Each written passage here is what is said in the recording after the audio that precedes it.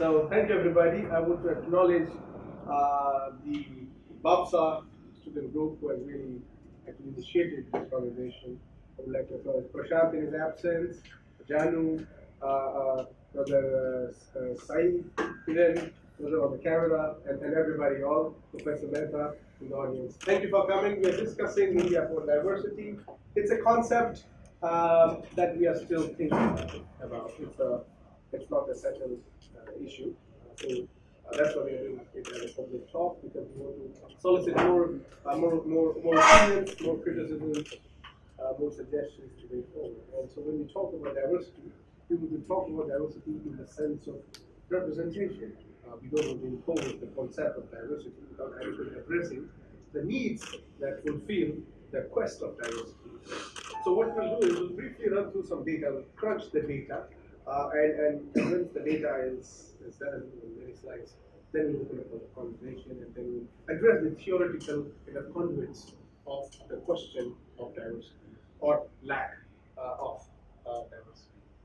We'll begin with education, then we'll talk about the socio-economic performances of diverse groups, then we'll go to legislature, political representation, bureaucracy, judiciary, media, and so forth. That will help us, and also talk about films and diversity too. So let's begin. These are the data. Okay, by the way, these data are not made up by me. There is a citation, All India Survey on Higher Education is produced by Ministry of Higher Education, MHRD. So just look up. And everything that is here, and the fancy looking infographics are not mine. I just borrowed it from internet. So this is the data. We'll talk about education. It's categorized, category-wise. Oh yeah, please, if you could write your name and emails on the paper that's circulating around, we'll appreciate that. So these are the data of representation of various communities, SC, ST, OBC, Muslim, other minorities that make up the diversity constituents in India. Now this is too complicated to kind of follow figures. So what we did was, we did not, it was already there. Representation of women as social categories in the faculty positions, meaning who's teaching you in the universities, all across various. So in central universities, I mean, of course, this is too big, right? Let's make it easier. Here we go. Let's talk about women, SC, ST, OBC first, and then we'll follow on the social categories. So in central universities, do you anyone know how much of women percentage is in Indian demography? What is the population of women? What is the percentage? 49. 50. Let's make it 49.5 as well. 50%, right? Representation of women in central universities for 2015-2016 is 27.5. Scheduled caste, 16% of population, formerly termed as untouchables. They are 8.8%. Scheduled tribes, not more than 6%. However, the population is close to 9%. Then we talk about OBC. OBCs are other backward classes. A huge chunk of population. OBC is 40%, close to 40%, and their representation is 9. Now, when I'm talking about this, I'm not talking about the women folk in this, okay? You have another slide for this. This woman is irrespective of the caste. Just to give you a perspective of women in current India. And then we'll talk about women in the diversity. Institutes of National Importance. IIT is Institute of National Importance. How many female teachers are teaching you? 50. Mere 15% of faculties here are women. IIT, IIMs, ISC. So the nation considers this institute as Institute of National Importance. However, it doesn't consider women as importance to be incorporated into the Institutes of National Importance. What is the condition of communities? Less than 5%, 4.6. ST, depressing figure. Institutes of national importance, constitutionally mandated institutions, governments, projects, and they don't even consider to incorporate the constitutionally authorized mandated communities. STs, Adivasis, remain communities. We could have some data about how it is being compared to other institutions outside the country, like US, how's it like? Because that will give us a little more clarity on other factors are influencing this. Right. Meaning, what will you suggest? Like, say, for example, in other countries, how these numbers are pregnant, especially women. So, just to get a sense, like whether any other factors are influencing this bias. Right. This is about the faculty position. I have certain data about student population in US universities, especially Ivy Leagues, I can give this time Harvard opened up the space close to 49 or 50% of the students were identified as black. So it's a revolution, like the first time thing. But of course, there are processes made for you to not enter the spaces. There is a whole lot of mechanism in place. Entrance examination, SAT, is one of that to exclude you from accessing higher education. But we can talk about that as a part of bureaucratic makeup. However, OBCs, when it comes to teaching you in IITs, IIMs, less than 7% of OBCs come as faculty and teach you. Talk about state universities. We have various state universities. I was in Ahmedabad, in Gujarat University, and there is Gujarat Central University, state and central university. What is it? In state universities that predominantly offered education in vernacular, and also it opened up spaces where it was disconnected from the metropoles.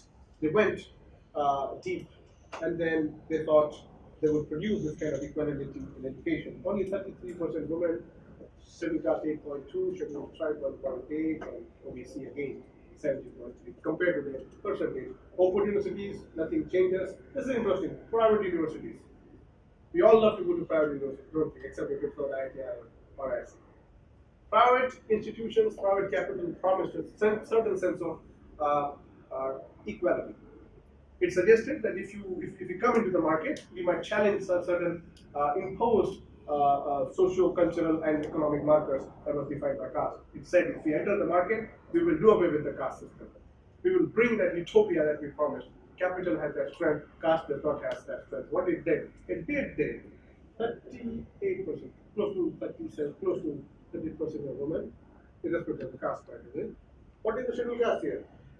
It said, private capital said, we'll go to the deep down.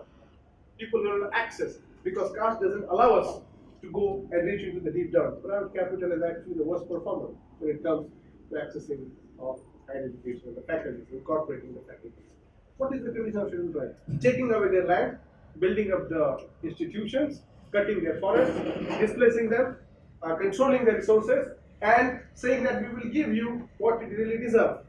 1% population, scheduled tribe remains the least represented among all the other institutions that we have. And OBC is again a depressing figure, 16%. This doesn't go anywhere more than 50% of what the representation is. You have the data, it says to itself, scheduled caste not more than 6%, women not more than 33, scheduled tribe not more than 1 or 2%, and of course, OBC 16%. The average. This is the average that we have today when it comes to faculty composition. Colleges are the same. We all went to college at some point, or we did not. But college composition is not even impressive. Scheduled tribe remains less.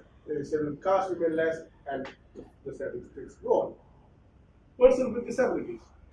This is interesting. When we talk about diversity, we usually overlook this category. For us, people with disabilities doesn't form our consciousness because A, for you are not disabled.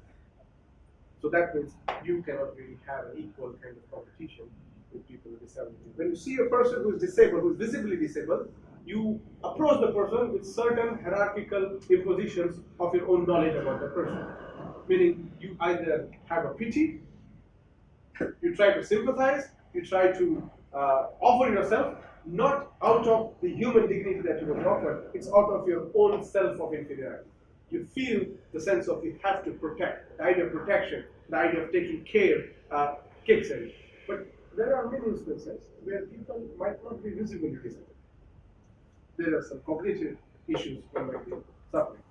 For those kind of people, what we do is we have actually effaced, we have actually erased our sense of understanding towards these people. If you're suffering from certain mental, or you're having disabilities in learning certain things, it's just your cognitive learning capacity. There's nothing wrong in that, that's how it is. But what we do, we have used the word called dumb.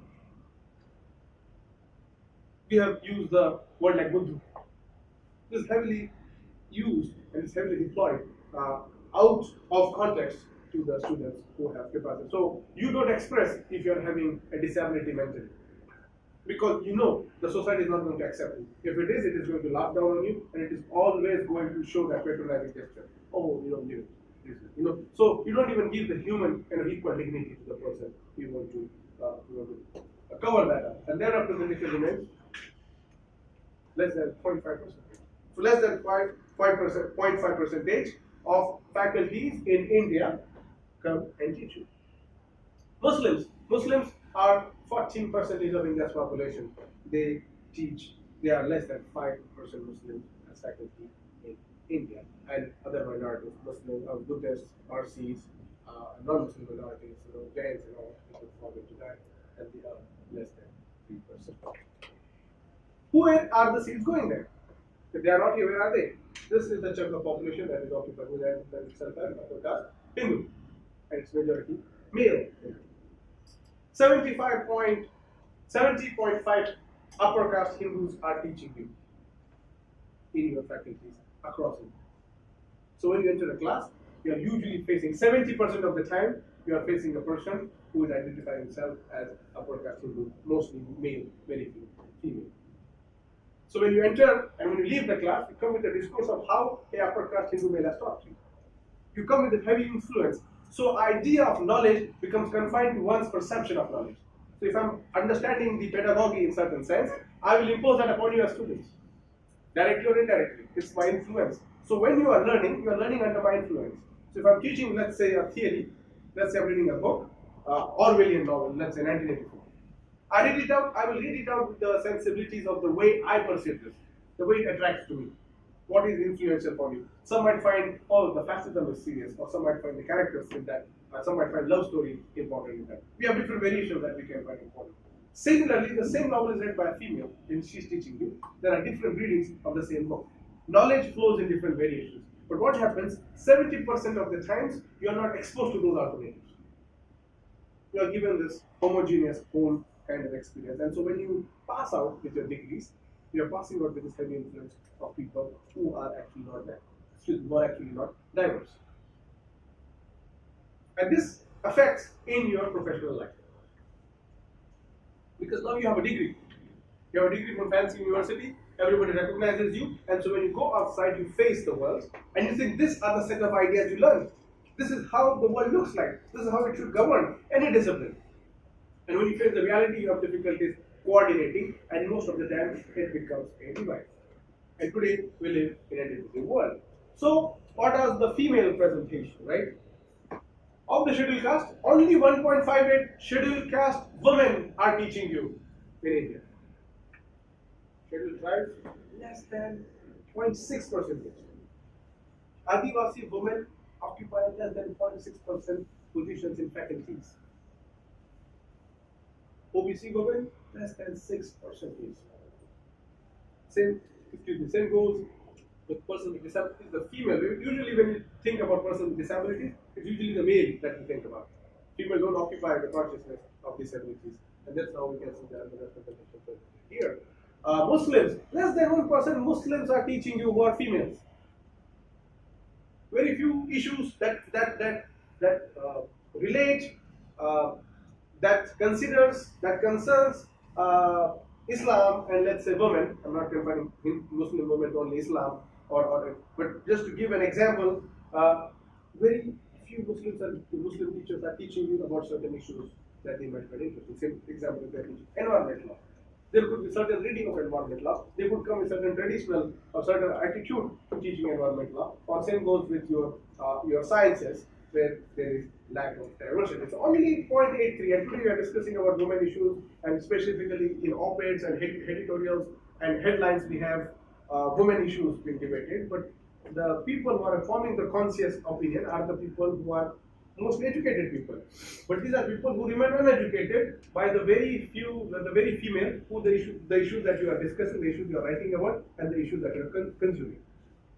Meaning, when you pass out, you barely had access. You had less than 1% chance of getting a Muslim female professor. So, when you are exposed to certain issues, you barely had access to that knowledge. And so, when you pass out, you go out in the world. You don't have that discourse, and you reproduce that discourse, which is unrepresentative. Non-Muslim minorities, again 1.7. Upper caste Hindus. Women are they heavily underrepresented compared to this. They're almost half.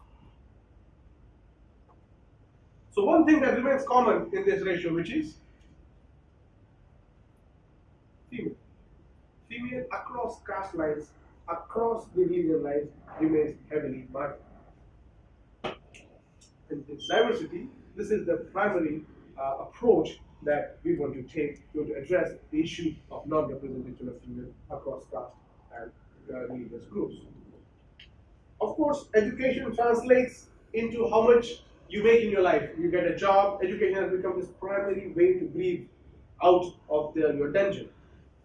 Education for many communities, SCS, OBCs, are coming from the lower strata who have no access to basic fundamental rights, fundamental needs, are the people who look up to education as the only way. Because A, you don't have wealth that you can fall back upon, you don't have property, you don't own land, you don't have any sort of regular income. So what is the only option? School.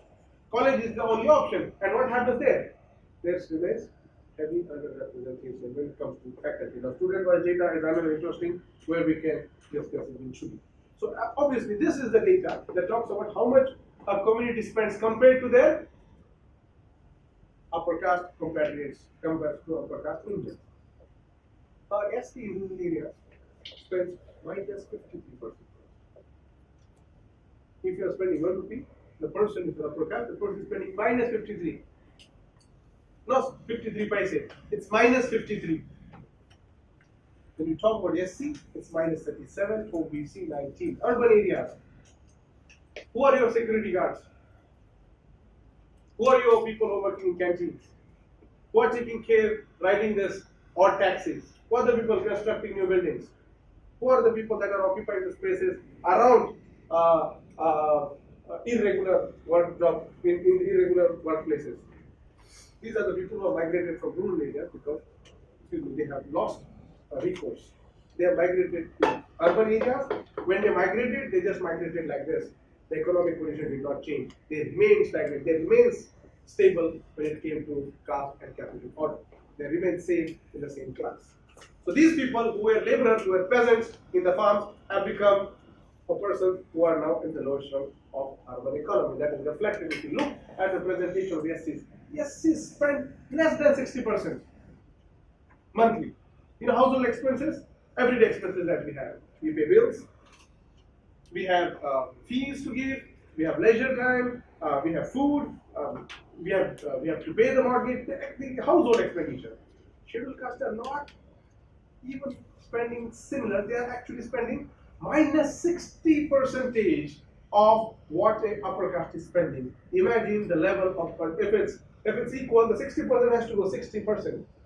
Right? And if the person has to equalize, it has to make positive contribution to that minus 60. So it becomes plus 60. And then it has to come to the equal level. After that, when the person is here, then it has to be compared to what upper caste is making. Meaning if the person is coming out of minus, it's not equal to upper caste. It has to go to the level of what an upper caste is making. Meaning it has to make that leap. And from there, if it makes more than upper caste, that is the progress of that community. So it has to go 3 times. One is coming from under to be equal and then making same as an upper caste. And if you want to make a progress, make more than that. That is the condition of current caste economic index. It's the, you can read it of course. Here, this is the data that's again from NSSO 2014 report. What does it say? What is the most striking thing that you find? Anybody?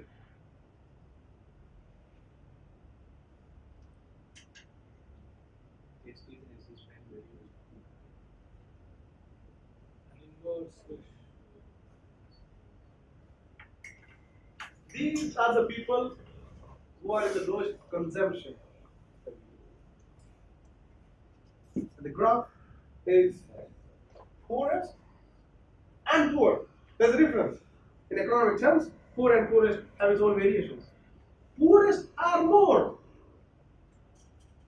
in STs compared to poor, rich, medium, and richest. What does it say? STs are the poorest. Majority of STs are the poorest. Poorest are the people who don't have access to any avenues where they can survive. These are the people who have almost lost the hope of survival. What is poor means? Poor is an easy term we use. Rich and poor, right? Does poorest come into our consciousness? Do we ever talk about rich and poorest? We talk about richest and poor. Because Poorest are the constituencies which do not have enough autonomy to inform into our own discourses. They just don't fit into it. You can relate to a poor because there is a threat of you being a poor. You have faced what poverty is maybe, or you can relate to. Poorest is a reality, as much as poverty and other factors are. So when we talk about rich and poor, we exclude the majority. Poor are the people, again if you have to roughly define, poor are the people who have just basic minimum needs, I think, and that doesn't mean they have good house or not. No. These are people living in shacks, usually occupying the urban ghettos, they're populating in some marginalized spaces. What is one common thing that you find here? If you remove this for a minute. What color makes you more striking here? What is common here? The medium class, right? They're almost the same across the caste line, class categories. Meaning, medium class continue to be the same number of people. I mean, they are, and by the way, middle class is the class that is one of the most influential class in electoral democracy. This is the class that makes and decides. This is the class that goes to vote. This is the class that toils. This is the class that has an opportunity to, in some way, negotiate. We can't talk about poor and poorest. So this class acts like this buffer. What does it do? Both are suffering under each category, rich and richest people. Doesn't mean poor and poorest are not. But this is the class that you can see protesting. This is the class that you can see articulating. This is the class that you can see you talk to, right? Rarely we talk to rich and richer. In spite of their similar status, we don't see class alliances form. Because they are almost the same percentage in their groups. That means there has to be, people feel that, I am a middle class and so are you, but what happens here? In India, they usually become compartmentalized.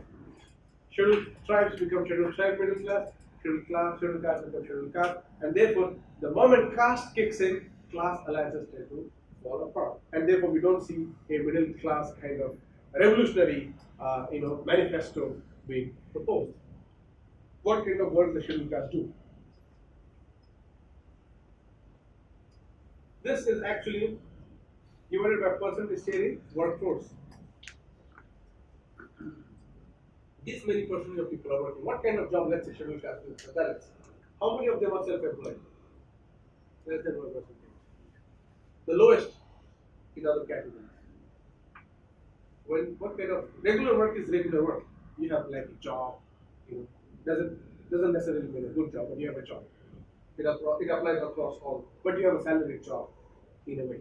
You get paychecks or you get money that you're guaranteed. It will be sort of semi-guaranteed you get work. Casual laborer. Who is casual laborer? Who doesn't have a job? Who is willing to toil him or herself at any cost? Give me whatever you want. I just have lost the hope. I have no job. Can you please give me any job? Scheduled caste. Dalits are the most casual laborers, irregular laborers, who contribute to the economy by being casual laborers. They don't have formalized labor laws, don't apply to them. Protection is not given to them because they form part of casual labor. They wake up early in the morning, they try to beg for a job. You have a job today, sir. The maids that we have, the women who are doing, this will be reality if you guys visit slums, if you are in urban area or if you go to rural areas. This kind of stuff I know because many Dalit women from my area, if there is a marriage, and they would be employed to do the cleaning. So if there is a marriage once in a week, then only they will get a job. And so they will always hope that there is a marriage so that they can get a job. If there is no marriage, they will never get a job. Then either what they are doing is they are actually going on construction sites. These are the women who are actually occupying in the malls and all. This is the kind of class, this is the kind of group that is cleaning all the janitorial job. But this is not a regular job. This is definitely not a regular stream. So what happens? When we talk about the failure of system, who do we blame? Whom do we blame? Government, right? Who is government? The political spectrum, right? We often do that, don't we? If you talk about, let's say, scheduled tribes, what do we say?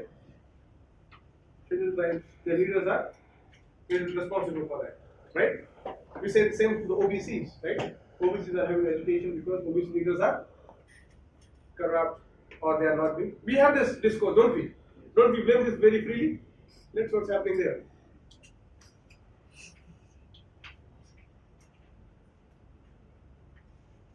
India's cabinet, caste-wise, was done by Giant Verniers, Asoka and Mint. You know Mint newspaper?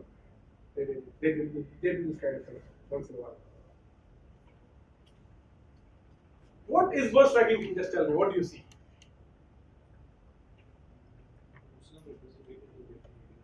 Predominantly Hindu and that tribe upload. Yeah?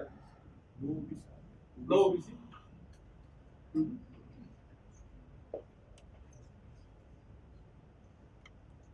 What do you see? We had the first elected government, 1952. Before that, we had transfer of power. Congress enjoyed the transfer of power days. 1, 2, 3, 4, 5, 6. What do you see common? No ST. There's no Adivasi, there's no Caste, there's no tribal cabinet. India becomes independent, we vote, we become so-called democratic republic, and what do? We don't incorporate the scheduled tribes into the fold. 6 governments are formed. 6 governments are formed under various leadership. We all praise Lal Bahadur Shastri, don't we? When everything exhausts, then we talk about Lal Bahadur Shastri. Maybe this tiny little guy was doing, how did he die and all. What did he do? Did he contribute in the development of scheduled tribes? At least when it comes to cabinet representation. And by the way, cabinet is a very powerful position. Cabinet minister defines how a nation's policy should look like. They redirect that. Cabinet is a very powerful political. There is one thing of being a member of parliament, but there's another thing to be a cabinet minister. Now you might say, now there are these Dalits, right? 4 and then you can see. This is because at the behest of Ambedkar. If it was not for Ambedkar, the condition of scheduled caste would have been relegated to the same which is the scheduled tribe. Because his presence was heavy, his kind of intervention on every major policies, that we can see little bit of scheduled tribe. And when they are in this cabinet, what are they doing? They are given the so-called ghettoized portfolios. If you are a Muslim, you get a minority portfolio. Very few scheduled castes got the mainstream position, or in that case, STs too. So we might say that this is the Congress government, right? Don't we have that hatred? Don't we? Why did we put Modi in power? Because Congress failed us, right? Everything because Congress ruled us for 50, 60 years, didn't they? Didn't we hate them for this? That's why I used hate before. Everything, the problem we have is because of Congress. Truly so it is, right? They never had this inclusive democracy. What do you find interesting in 1996, 1997, 1998?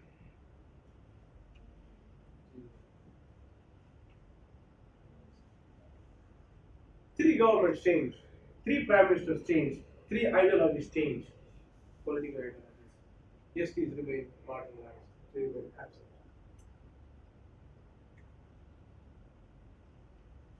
This is the condition that we witness in Indian political spectrum. So when we tend to blame, who do we blame?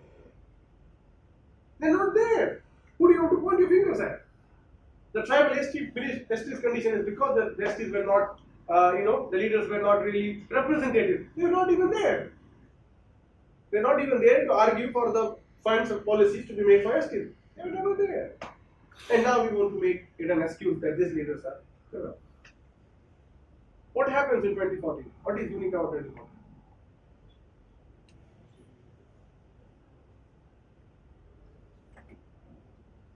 What is unique? More?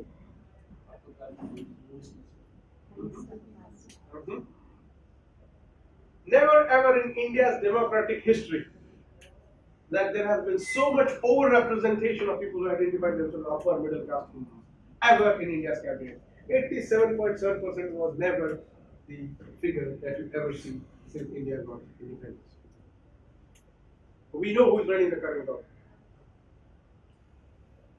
And what happens when it does that? It decreases. And when you are minority in the majority, your position is still very vulnerable. Because these 87% will control. So even their presence is valuable, but it's not going to make sea change if we have to think they're operating in a majority frame.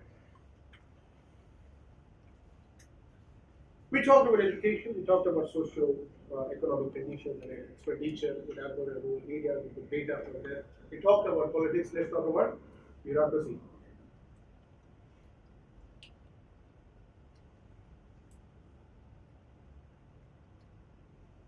It's a snapshot, this is the citation, right? I'm talking, the data is here about only secretaries and joint secretaries. There's no chief secretary data here.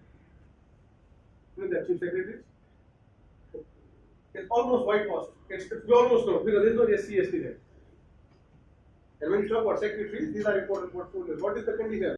Is it impressive? Is there an equal representation? Is there diversity when it comes to bureaucratic makeup, especially in the top portfolios?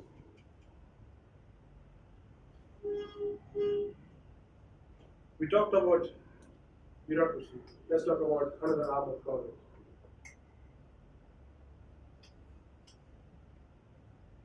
We all think of judiciary as this very neutral, objective, very forthright, very honest space, right? Well, it is maybe. Outlook report had investigated and found that almost 1/3 of Indian entire judiciary are relatives of former judges. Who are relatives in Indian caste context?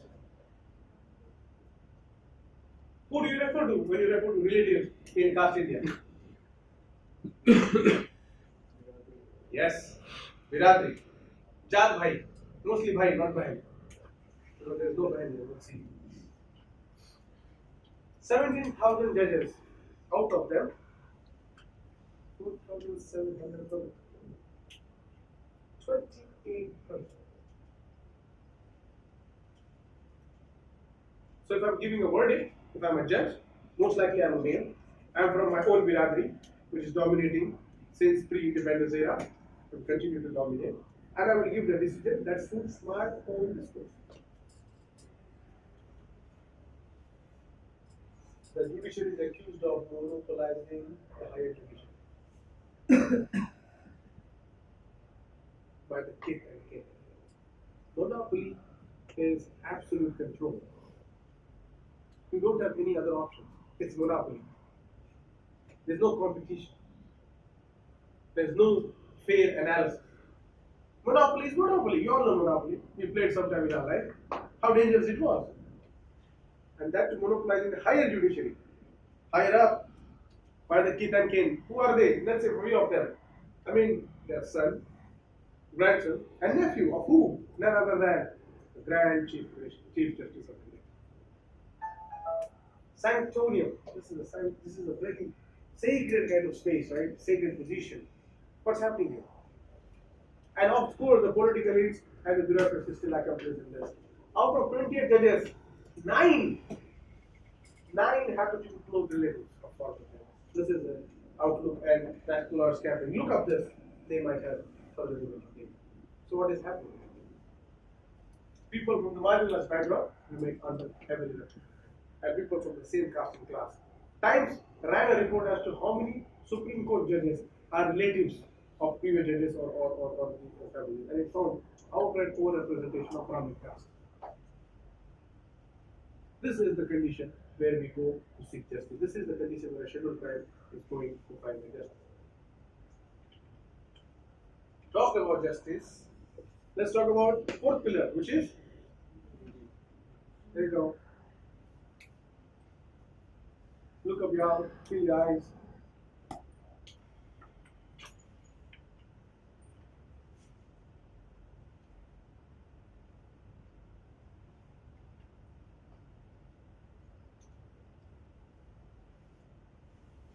what is striking to you, whatever it is?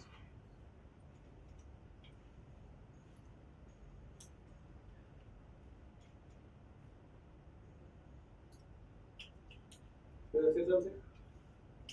Media share of top of the class overtaking a large number. That's population. Any more?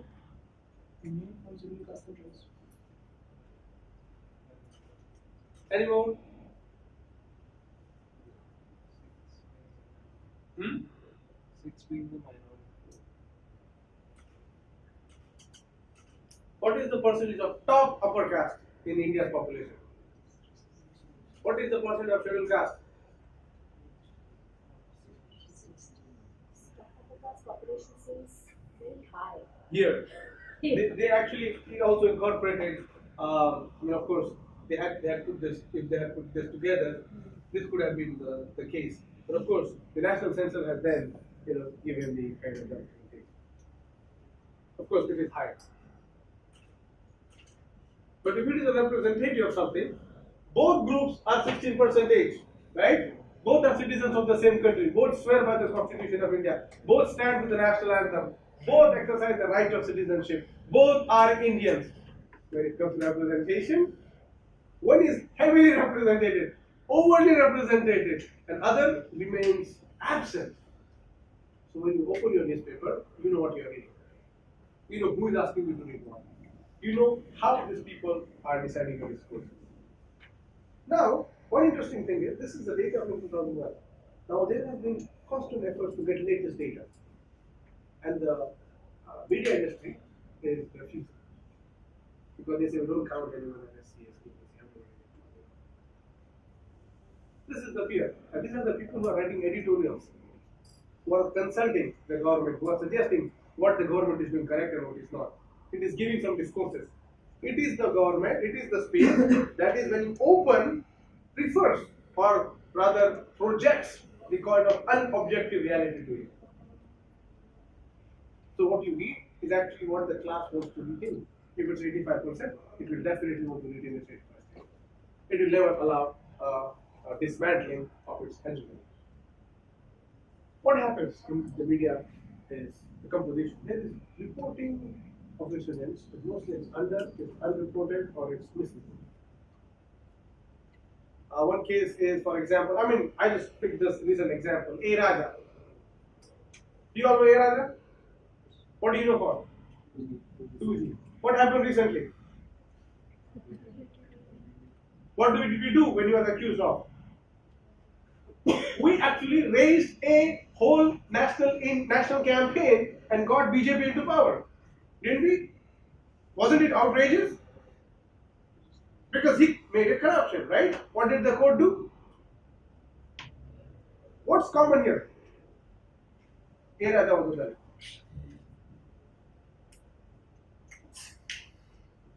Out of all the cabinet ministries,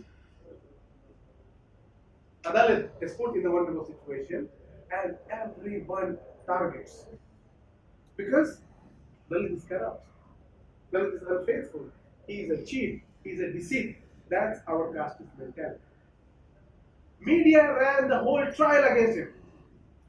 I recall he went to India TV's Rajat Sharma show and they lambasted him single-handedly. A Raja was begging them. He said, my English is not good, my Hindi is not good, but I request you to wait until the court is given its verdict. He was requesting. No one was willing to listen. This is how intolerant we are. And he was correct. The court acquitted him. Same case here.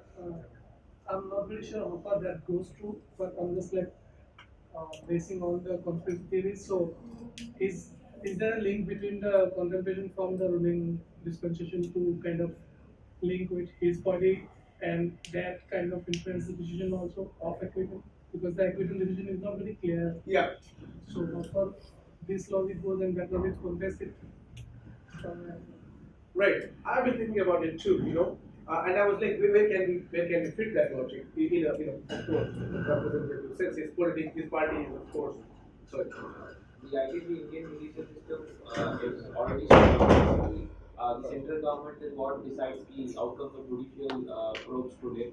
And I guess this is a political political realignment happening in Tamil Nadu. The BJP is warming up to the DMK, and it's a series of events actually. If you follow Tamil Nadu politics, you will come to know that it's actually not a one-off case. It's a series of events in which they started warming up to the DMK, and so because the initial CLG audit, the court did not acquit A. Raja. Basically, the statement was that the audit has not been done in a proper way, and necessary evidence has not been supported. So you can't say that he's done any corruption or not. That is still the point of view. Yeah, that is a matter of judiciary. I'm talking about media. I'm talking about how media represent it. Right? It's about the way we perceive him. Of course, we're not talking about the judiciary's failure in this. We're talking about, because we actually read A. Raja, right? I actually remember reading this headline, 2 point something lakh crore, and I was like, this is a lot of money, man. Where did he put his money? You know? So, even without, going further, what we do. Same happens, Harvey Weinstein, we all know, this predator. The news is out now. But the point is, why was Harvey Weinstein not reported? There was been, in American, especially media, there's been discussion, and one of the things was lack of women representation in key portfolios in the media. There were not women with senior editor publications. There were not enough sub-editors and journalists. Because of this lack of diversity, this predator continued to live, and very successfully live in the Hollywood and industry. So also, because of lack of diversity, especially in terms of what happens. If there is a protest by a Dalit, how is it presented? Right. One change of word, the whole discourse changes. Immediate criminalization of a community taking place from exercising constitutional right to being an unconstitutional. One word. Same happens when we read regularly about the issues of scheduled tribes. The scheduled tribes are protesting against the state for some reasons, which the state is actually taking away their resources, minerals, and not providing anything. They have every right to protest. Eventually, if they start organizing, who are they termed as? Excellent. Immediate. If there is a bomb, whom we try to identify in that bomb? Who's the culprit? It's given category. Doesn't matter if a Colonel Purohit is bombing. Doesn't matter if that Swamis and the Sadhvis are part of that. Do they become terrorists in our writing? Do we ever write that terrorist Colonel Purohit has been released? Tell me one news.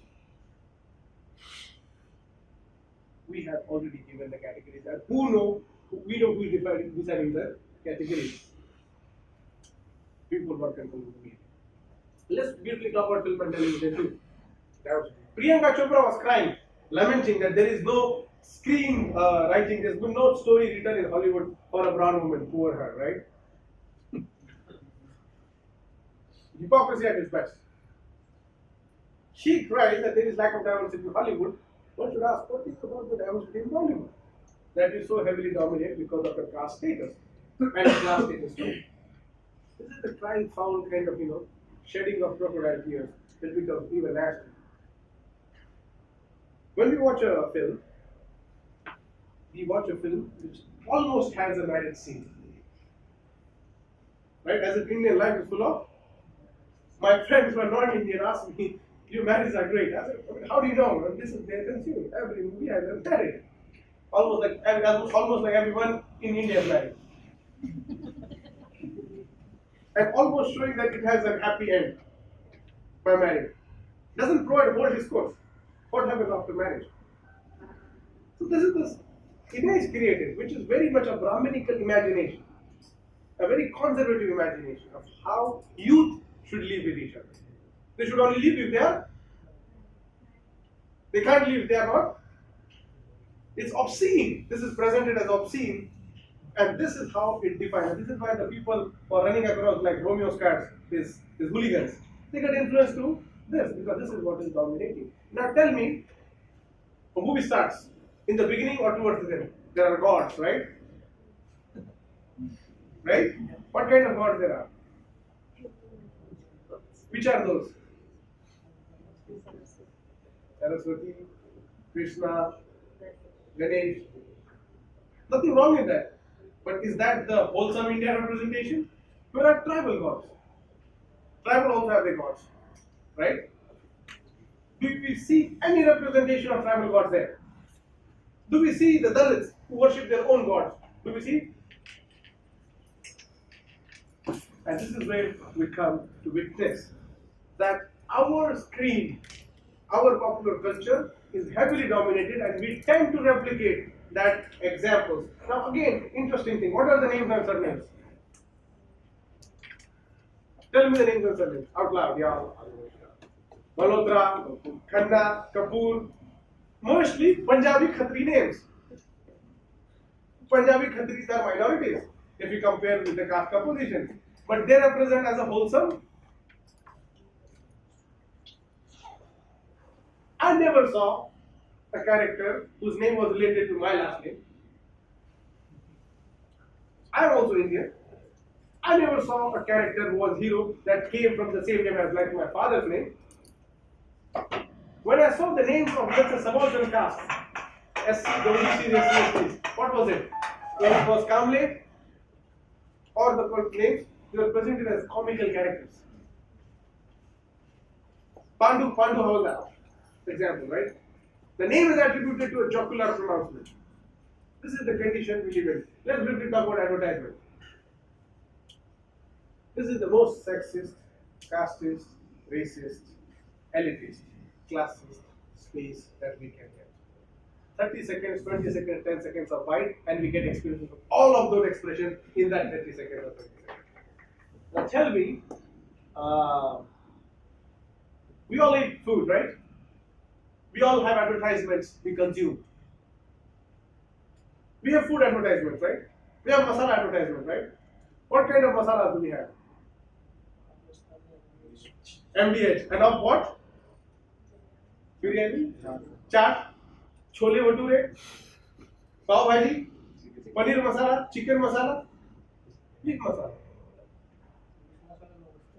People eat beef in India. A huge chunk of population consumes beef. SC, ST, Muslims, they consume, some OBCs too. Why are they not represented here? And why is their cuisine totally eradicated? Why are you superimposing your pav bhaji on the population which cannot access pav bhaji? It's elite food. Paneer, it's an elite food. You can't wait that long. You need to have a fridge to consume that food. You need to have all that infrastructure in the house in order to consume that food. You can't force your elitism. How about pork masala? We eat pork in India, don't we? Why don't we celebrate pork too? What's happening here? There's something peculiar happening here. Yes. The minority culture is superimposed as a hegemonic culture. And you tend to follow that model. One thing I found it interesting was the actors whom we very much appreciate, the cricketers. Just look at the caste composition of these celebrities. Sachin Tendulkar, Brahmin. Sunil Gavaskar, Brahmin. Ravi Shastri, Brahmin. Dominant caste people. Nana Patekar. The spectrum goes across, right? I was fascinated to see a TV and watching advertisements because that is, I think, when you watch TV, when you're watching a series, you're mostly consuming the advertisement because it's after every 15 minutes. There's a gap. So what you're saying, your intake is quite huge. What's happening? Shah Rukh Khan is selling you. It's selling you a product to hate yourself. Using fair and handsome is a self-hatred. You don't love yourself. The cosmetic products to gain weight or lose weight is to say that you are not normal. The abnormal is made normal in our context and the normal is made abnormal. There is a very thin line and advertising industry plays heavily. Fair and Lovely is the most anti-woman advertisement ever seen. There are, papers being written and Western media gets fascinated. And oh, by the way, this is not just confined to India. This goes across the other African continent too. There is very widely. Because this is the colonial legacy that we so bluntly practice. We think that we have done away with colonizers, but we are ourselves colonials. How can a product like Fair and Lovely sustain in a country that denigrates the others, that denigrates the majority? Now, who are they selling this to? Do you think a peasant working in the farm 12 hours a day needs fair and handsome? Do you think a person who's cleaning your shit and doing the manual scavenging needs fair and handsome? These are the products made for few minority masses. You are just mere spectators. They are clearly saying, you guys want, you take, you don't take it. But we are going to do what we want to do. We're going to hegemonize this. By homogenizing it, and this is the space where we come, where our celebrities sell almost every other aspect that makes you sick. So what do we do with diversity? Quickly. I think there are suggestions given by some friend, Vinaya is to be quoted here. She said we need dedicated office for diversity and inclusion across various spaces. But these are very liberal solutions. I have radical solutions too. Of course, they say we need to train and we need, arbitration cell. This is every university we need to have. Another thing, journalism, we need to make more fellowships. We need to incorporate more, give them more training, provide an adequate space all through the experiences because it's vulnerable people. Business, quickly. Scheduled caste and scheduled tribe are significantly underrepresented in the ownership of enterprise and the share of workforce employed by them. The percentage of scheduled caste is 16.4. Representation ownership of business 9.8. So ST 7%. ST is representation ownership of business 3.7. Who dominates? The people who are not SC/ST are 75, and they dominate close to 86.5%. This is the ownership of capital. Quickly, caste-wise distribution of Indian board member. You all will pass out and will all want to work for a corporation, right? You get a job in corporation, right? Your board member, your boss is most likely going to be either Brahmin or a Baniya. You will not get a person who is Khatri, by the way, just 1.5. Definitely you're not going to get a person who is SC and ST. Forward caste are 92.6, a very perfect example of how caste and capital work together to retain its hegemony. Neoliberalism has produced caste divide. It has not actually proper solution for the caste annihilation. If these are populations not in these spaces of education, bureaucracy, judiciary, in socio-economic indicators, in other forms like business, where are they? There must be somewhere. If they are not here, if they are not in our spaces, if they are not in our businesses, they are in. We have incarcerated these souls. Population of Muslims in India is 14%. They are incarcerated to a percentage of 90. Scheduled tribes are close to 8.6, and they are incarcerated. Scheduled tribes, scheduled caste, of course, 16%, and then close to 90. This is the only perhaps chart that you will see when there is over-representation. We have otherized, we have ostracized, we have put them behind bars. Behind bars is done. It doesn't mean you are behind bar for once. In India, if you are behind bar once, there is a case on you. And that will follow you all entire life. You have difficulties to get jobs, difficulties to get passport, difficulties to get access to any other sphere. It's like US penal system. Once the case, forever offender. We have very briefly, or rather inadequately, addressed this issue. What does diversity mean? Quickly. Diversity is not simply this parable. It's a word, it's an effort. What do we want to do? We want to give up privilege. Meaning, I don't want to talk about diversity without giving up certain privileges that I have. I can talk about all good things, and I'll go without exercising, without telling you the adequate measures of working towards. Meaning, I want to be a male, I want to be this male in a patriarchal society. I want to retain my hegemonic position. I don't want to give up the privileges that a fellow female does see in this patriarchal society. There is no adequate dialogue. I just want to enjoy the privileges and still talk about diversity. We all possess some kind of privilege, don't we? Any privilege. It could be any privilege. We all do. And privileges work when we don't need to prove ourselves. I walk in, I wear a shirt, I put a trouser and I walk in. I don't care.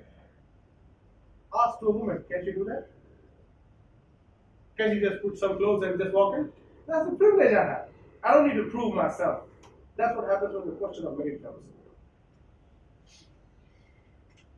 Look up Peggy McIntosh's what is social privilege? There are 31 indicators. Well, that's an America-centric, but it could apply to India-centric too. One of the things such as, I don't need to worry about learning the social customs of others.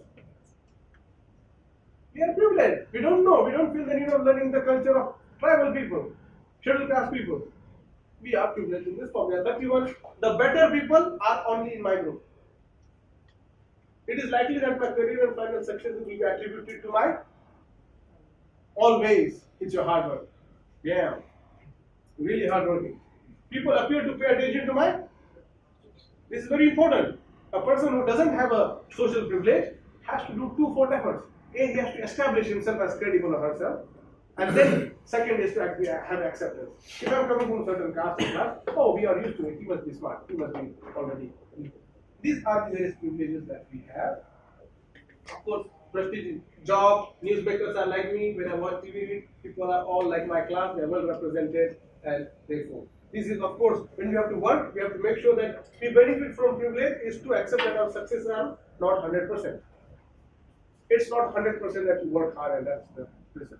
This is the privilege that we have, where we don't have to think about other factors that various other things have to do. And of course, because privilege is taken for granted, many individuals who are otherwise supportive of equal rights, who think of equal rights, may feel themselves attacked when confronted with the discussion of their own privilege. I support equal rights, everybody. Talk about your privilege. No. I don't want to talk about, I want to talk equal rights, everybody. It feels good, right? It gives this vision, but I don't want to talk about my own, and this is exactly what it's saying. So diversity, we want to actually democratize the space. Do we have democracy when it comes to representation? Democracy is not just one vote. Democracy is deeper than that.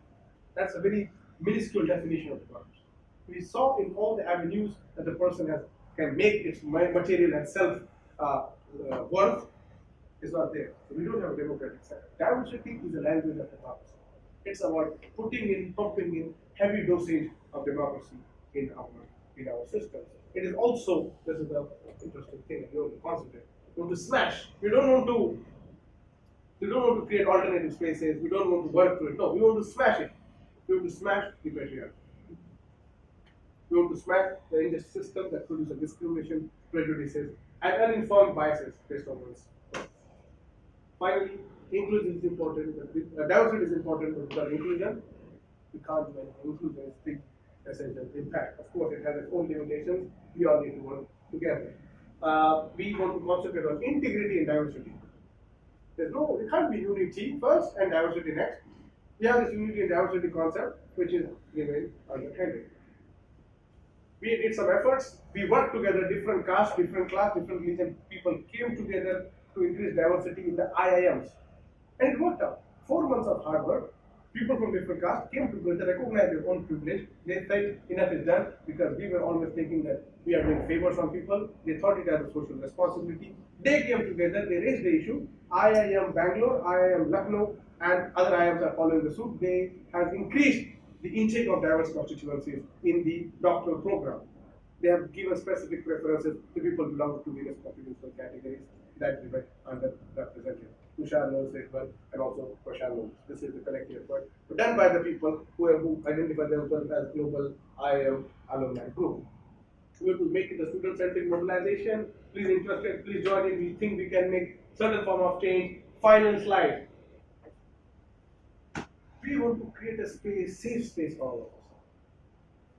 Meaning, if you belong to certain caste, certain class, certain community, we don't want you to feel intimidated. We don't want you to feel insecure. We want you to come and have a dialogue. Right now, we are not talking with each other. We are debating not as a form of healthy democratic society. We are debating to argue, to win, and not to understand. And what is happening? Usually it's the ignorance that is taking the final word. You don't even want to listen. You just want to argue heavily. And this we can see cacophonous kind of representation on TV screen right now. We just don't know what real rationality is present. And therefore, more importantly, we as a community are wounded. We will be wounded.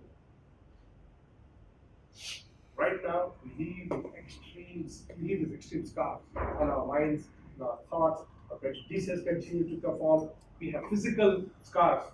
And because of this, we are unable to heal. And every wound requires a healing. If it is not healed, it reproduces another wound. This is what is happening. So this is the process of us coming together, thinking together, respecting each other, and believing in collective humanity. And collective humanity is not just a word that humanity is everywhere. No, it's based on compassion, humility, love, and care. So we welcome you all. We believe in the firmness of everybody is beautifully different and yet the same. Thank you so much. Please look up the website and then follow the contact details.